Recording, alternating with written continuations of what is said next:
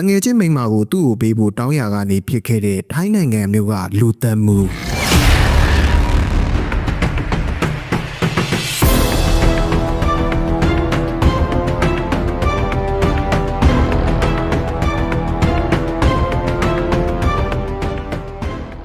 အားလုံးပဲမင်္ဂလာပါခင်ဗျာကျွန်တော်ရဲ့ channel လေးကနေပြန်လည်ကြိုဆိုလိုက်ပါတယ်ကျွန်တော်တို့ဒီနေ့ကြည့်မဲ့ video file လေးကတော့ထိုင်းနိုင်ငံမှာ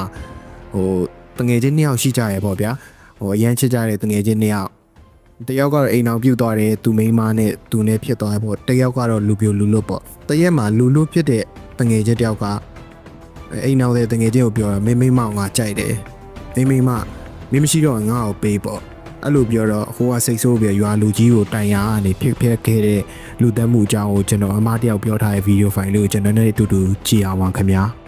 ဒီလိုမျိုးတငယ်ချင်းရှိတာပဲလားကိုယ့်ရဲ့တငယ်ချင်းမိန်းမကိုသွားကြိုက်တယ်မကဘူးနော်ကိုယ့်ရဲ့တငယ်ချင်းစီကပဲသွားတောင်းတယ်မိန်းမ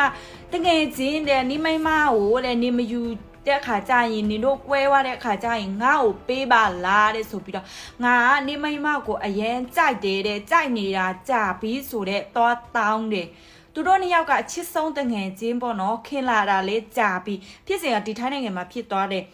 သူတို့တငယ်ချင်းနှစ်ယောက်ရှိတယ်တငယ်ချင်းဘက်ကသူမိမနဲ့အိမ်အောင်ရှိတယ်ပေါ့နော်ဒီဘက်တငယ်ချင်းကကြတော့အိမ်အောင်မရှိဘူးအိမ်အောင်မရှိကြတော့ဒီဘက်တငယ်ချင်းကကြတော့သူ့တငယ်ချင်းမိမကိုတော့ကြိုက်တယ်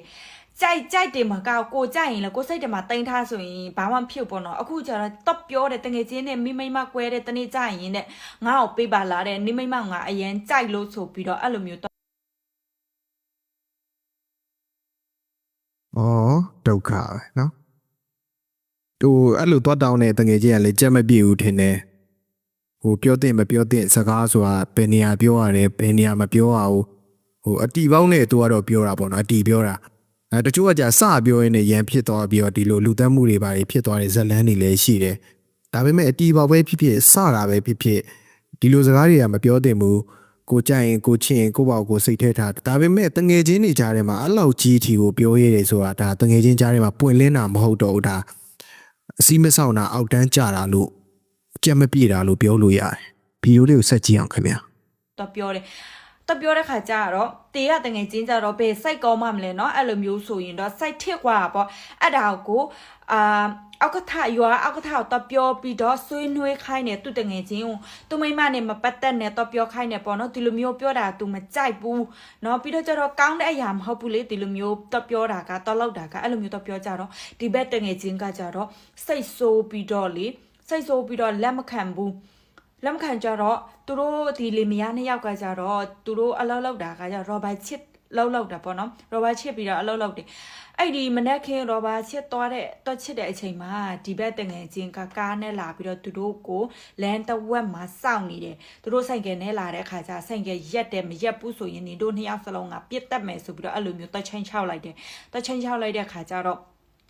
ဒီကလေမယားနဲ့ဆင်းပြီးတော့ကြတော့စကားပြောရင်းနဲ့ဆွေးနွေးကနေအရန်ဖြစ်ပြီးတော့တနက်တွေလူကြတယ်တနက်လူတဲ့ခါကျတော့တနက်ကကျိုးရတယ်တနက်ကတနက်ပေါ့နော်တနက်အရှိကြီးအဲ့တနက်အဲ့ဒါရကျိုးကြတော့နောက်ထပ်သူကတနက်တခုယူလာတာမဟုတ်ဘူးဓာတ်ပါယူလာတာဓာတ်ကိုသူထောက်ပြီးတော့အဲ့ဒီနှစ်ယောက်ကလည်းဓာတ်နောက်ထပ်ပြန်လူတယ်ပြန်လူရင်လည်းကိုဓာတ်ပဲကိုပြန်ထိတယ်ပြန်ထိကြတော့ဆုံးသွားတယ်သူကဆုံးသွားတယ်နော်အခုကြတော့တယောက်ကလည်းတရားရခဲ့တယ်ပေါ့နော်ထိုးကြိုက်တာဆိုတော့တရားလေးရခဲ့တယ်တငယ်ချင်းနှစ်ယောက်နော်အဲ့လိုမျိုးလေးရှိတာပဲလားနော်ကိုတငယ်ချင်းကိုအဲ့လိုမျိုးတော့ပြောတော့ဘယ်ကောင်းမလဲနော်စိတ်ထစ်တာပေါ့ကိုကြိုက်ရင်ထားပါစေကိုကြိုက်ရင်ကိုစိတ်ထဲမှာကြိုက်လေကိုစိတ်ထဲမှာပဲကြိုက်နေလိုက်တိုက်တာအခုကကြတော့တငယ်ချင်းကိုတော့ပြောလိုက်တယ်မိမနေကွဲတဲ့နေ့ကျငါ့ကိုပေးဆိုပြီးတော့အဲ့လိုတော့ပြောဘယ်ကောင်းမလဲနော်အခုဆိုရင်တော့ဒီဗီဒီယိုလေးကဒီလောက်ပါပဲဒီဖြစ်ဖြစ်မှာဆိုရင်အချစ်ဆုံးတငယ်ချင်းတွေဖြစ်ပေမဲ့မပြောသင့်မပြောအပ်မလုပ်သင့်တဲ့အရာကိုလုပ်ပြီးတော့သူကပဲအမားကိုလုပ်တယ်သူကပဲစိတ်တူပြီးတော့ဒီလင်များကိုဒုက္ခပေးဖို့လုပ်တယ်နောက်ဆုံးကြတော့သူ့ရဲ့လက်နဲ့နေပဲသူဟာသူ့ရဲ့ကုသိုလ်ကံကြောင့်ပဲတည်ဆုံးသွားတယ်စိတ်မကောင်းစရာတစ်ခုကဒီလင်များနှစ်ယောက်ဖြစ်တဲ့သူတည်ဆုံးသူရဲ့တငယ်ချင်းပေါ့နော်လင်များနှစ်ယောက်မှာတော့ယောက်ျားဖြစ်သူကဒါကိုယ့်အသက်အန္တရာယ်ကိုခုခံကာကွယ်ရင်းနဲ့ပဲဒီလူသတ်မှုကြီးဖြစ်သွားတယ် ဒီမှုမှာဘယ်လိုတွေဆုံးဖြတ်မယ်ထောင်ကြမှာလားလွတ်ပေးမှာလားဆိုတာတော့ကျွန်တော်ဆက်ပြီးတော့နောက်ဗီဒီယိုဖိုင်တွေမှာကြည့်မယ်ဒီမူလေးကိုလည်းကျွန်တော်စိတ်ဝင်စားတယ်ဗီဒီယိုလေးကတော့ဒီလောက်ပါပဲကျွန်တော်ရဲ့ channel ကိုအားပေးနေကြတဲ့မိတ်ဆွေများအားလုံးလည်းဘေးရန်အားလုံးကနေကင်းဝေးကြပါစေခင်ဗျာ